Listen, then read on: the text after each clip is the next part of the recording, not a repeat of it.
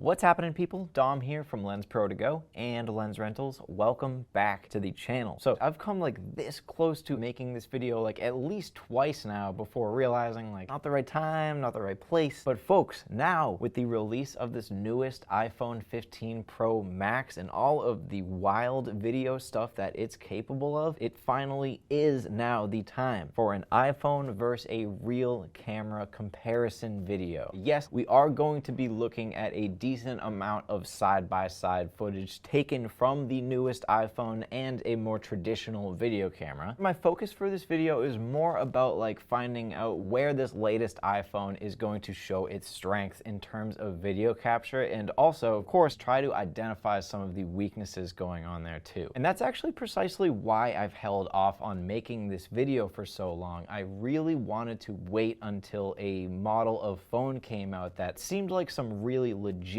video capture stuff was going on in there. Something that could hold its own from like a professional video standpoint. And like ignoring all of the ridiculous promotion around it, the Voila cinema and stuff, and just looking at the specs on paper, I truly think we're finally there with the iPhone 15 Pro Max. I actually don't have that iPhone 15 here with me, so maybe I'll just use this SSD caddy instead. Just pretend that this is the latest model of iPhone. So anyways, what were those like cinema-worthy specs no other previous iPhone had before? Well, that would be ProRes HQ422 video capture, 4K up to 30 frames per second internally or 60 frames per second from the iPhone 15's newly added USB-C port. Thank you very much. This can be taken in SDR, HDR, or now Apple's debut log profile, Apple Log. And just those two things right there, a log gamma curve and a much more robust video mode like ProRes, those are two techniques that are used in professional video production currently. Features that would have made a camera like the Blackmagic Pocket Cinema Camera 4K a no-brainer for that type of application. But now maybe cameras like that have some new competition. That is exactly what I aimed to figure out by making this video. And so there are a couple of reasons I actually chose that camera in particular to do this comparison. The main one being a lot of those on-paper specs I was talking about earlier actually line up really well with this particular camera. But the second reason I chose the Blackmagic 4K, like full transparency,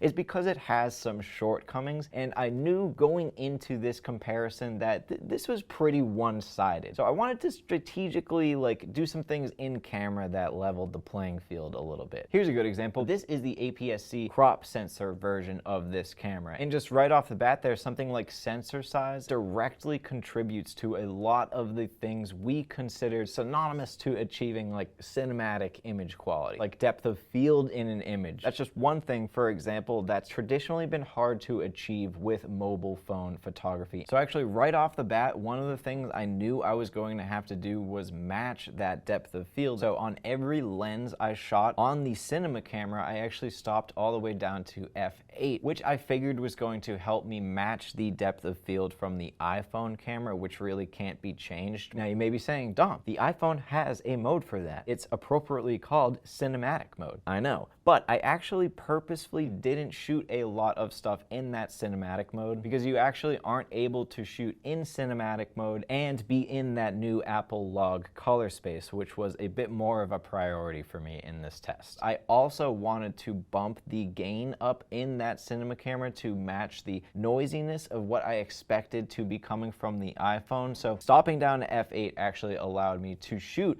in the cinema camera's higher native ISO of 3200. So again, just being totally transparent with you all right now, I did cheat this test like a teeny bit, but at least I'm telling you. Now, before we break down some of these side-by-sides, I did actually have one quick note about the lenses I used for this test. The iPhone 15 Pro Max uses like this 3-lens, I don't know why I don't have the lenses on this thing, 3-lens setup that we're seeing in a lot of these new phones now. So in order to do a proper comparison between these two, I figured I would need to match the focal lengths of those 3 lenses on the iPhone, which on a full frame sensor boil out to being a 15, a 24, and a 120 millimeter equivalent. It was a really neat testing rig with that iPhone secured in landscape mode on top of the Blackmagic camera, recording out to an external SSD via USB-C cable. Also, I tried to line it up so the lenses on the phone were at least a little bit aligned with the lens on the camera so we didn't get any weird perspective stuff. So now pretty much for the rest of this video until the outro, we're gonna hit the editing room. I'm just gonna talk about some of the notes on what it was like shooting on the latest iPhone versus a more traditional video camera. First couple notes I had right off the bat. One thing I should have considered going into this: the video coming from the iPhone is going to have a lot of baked in corrections going on in this image straight out of camera or straight out of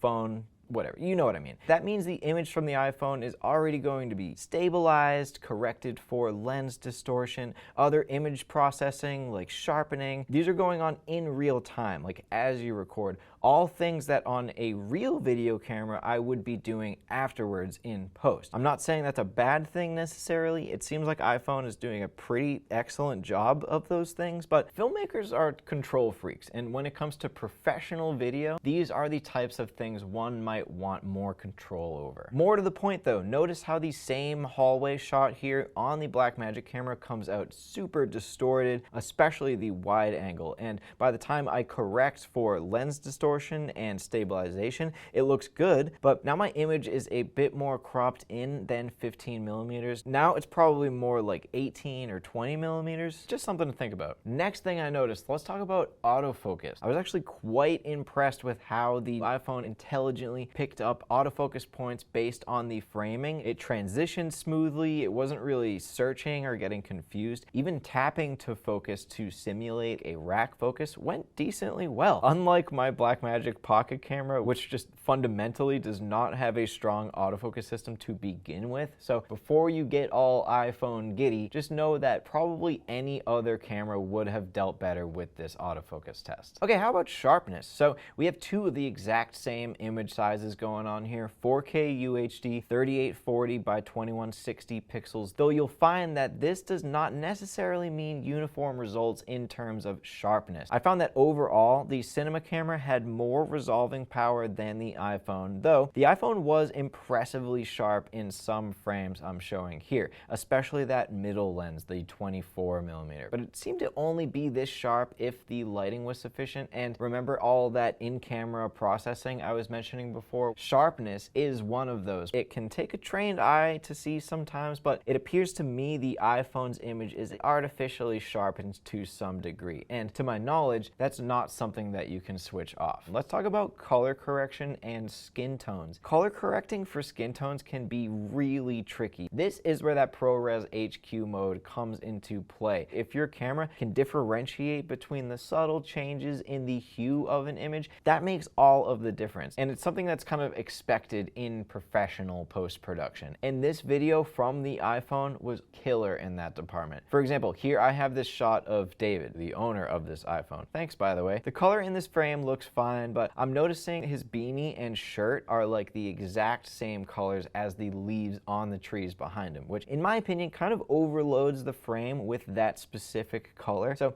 this is exactly what I mean. Now I'm going to try to shift that very narrow range of hues right there in that orange area to help the editing program render these as two separate colors, which in the real world they very much were. In a similar way to color correction, say I wanted to make an exposure correction in post. The image from the iPhone I found to be much more friendly to shadows than highlights. In other words, bringing up a dark image in post is going to go a lot better than pulling down information from blown out highlights. Blackmagic camera is much more evenly weighted. A shadow lift like this will go pretty well, but compared to the iPhone, you can pull a lot more down from the highlights. You get next to no recovery from what's lost in the highlights on the iPhone. It seems like the image quality from the iPhone is going to vary greatly depending on your lighting condition. This backlit shot with an ND attached is one of my favorite out of what we shot that day, but the day before that, shooting into backlight with no ND totally broke the image. And shooting into backlight is a demanding thing, don't get me wrong. But also, ending on a positive note, iPhone lens flares, pretty dang good. All right, y'all, that was pretty much every note I had on like image quality, color science, yada yada, all that boring stuff. So now before we wrap up, I just kind of wanted to share a couple of final thoughts I had on this whole scenario. One thing I realized I didn't really mention was the ease of like the shooting, editing workflow from the iPhone 15. Using that Blackmagic camera app during shooting to really get your settings all locked in, going out to an editing program that's also developed by Blackmagic, DaVinci Resolve, optimized for that iPhone footage there, converting that Apple log footage into a workable color space like 3 clicks away using a quick color space transform in DaVinci could not be easier, and now that footage is like mostly the way color corrected. And the image itself, the colors are vibrant. I have a lot more latitude for exposure recovery than I thought. That's one area where a lot of expensive cinema cameras are going to fall short, so that's pretty exciting. And yes, of course, if you push that video signal too far, you might end up with some of those unsightly video artifacts that you end up with that perhaps a camera more suited for high bitrate video capture might have dealt with a little bit better. So that is going to do it for this video, everybody. You know the deal. If you liked this video, go ahead and hit that thumbs up underneath this video. If you had any questions, comments, insights, gripes, okay, you could actually leave those out. Drop them all in the comment section below and we'll start a discussion. But if you didn't do any of that, the one super cool, hip thing that all the kids are doing now is subscribing to the channel. 100,000 plus of you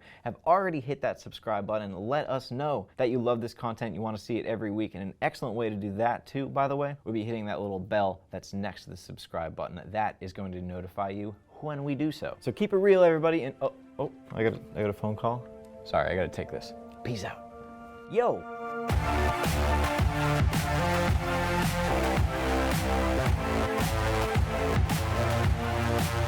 We'll be right back.